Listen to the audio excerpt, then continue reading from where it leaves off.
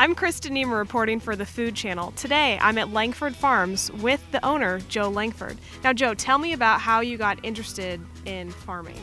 Well, I was privileged enough to be able to visit a few CSAs, and CSA is the model we're using here on our farm. And what does that stand for? CSA stands for Community Supported Agriculture, and it is a means by which farmers can share the risk with their patrons. And so a customer would buy into the farm ahead of the growing season, a farmer that would then plant based on the number of customers that he has.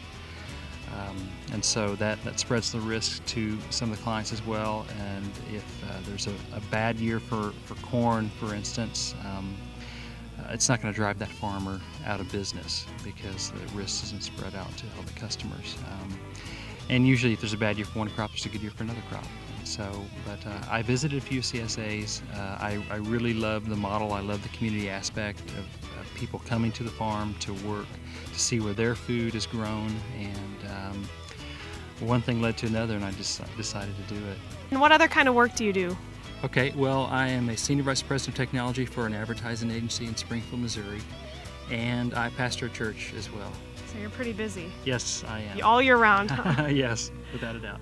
What kind of crops are you growing?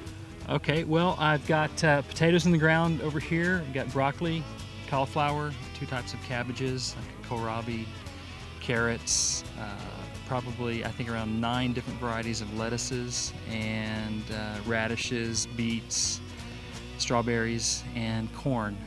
And so we're just getting started. We've got a lot more to plant for the rest of this year. Tell me about the benefits for the consumer. Okay, well, the benefit to the consumer is primarily that they get their produce much earlier.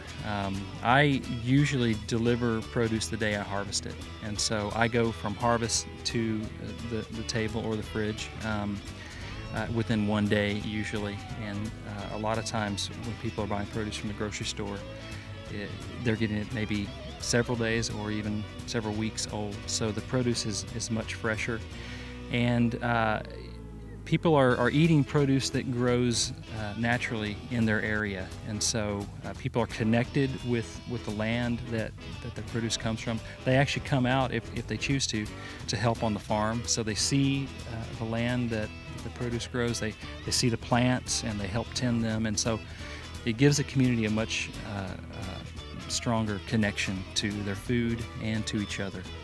So how many people do you have signed up for this season? Right now we've got 20 shares sold, and there's a combination of half shares and full shares in there. Our goal is 25, so we got 5 more spots to share this year. So explain to me the whole share, half share. Okay, well, I have 2 sizes of share. I've got a half share and a full share. A half share will feed approximately 2 people. A full share will feed approximately 4 people. And of those 2 sizes, I have 2 different types, a working share and a non-working share.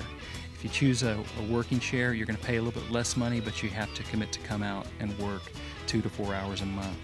A non-working share, you can pay more, but you don't have to work. So with all the different types of vegetables, how do you know when to put stuff in the ground? Well, the Department of Ag has a website that I can go to. They list all the different varieties of vegetables and tell you when you can plant, when you can replant once you've planted, how far apart to plant, how wide your rows need to be. There's all that information there for beginner farmers like me. So if someone wanted to learn more about community-supported agriculture, where would they find that information? There is a lot of information on the web. I think I would possibly start at localharvest.org. And is that where your information is too? Yes, I have a website off their website. You can get to my website by going to langfordfarms.org. Well, thank you very much for having us out here. Eating local is really hot right now, so you should definitely look into the CSA trend. I'm Kristen Niemer reporting for the Food Channel.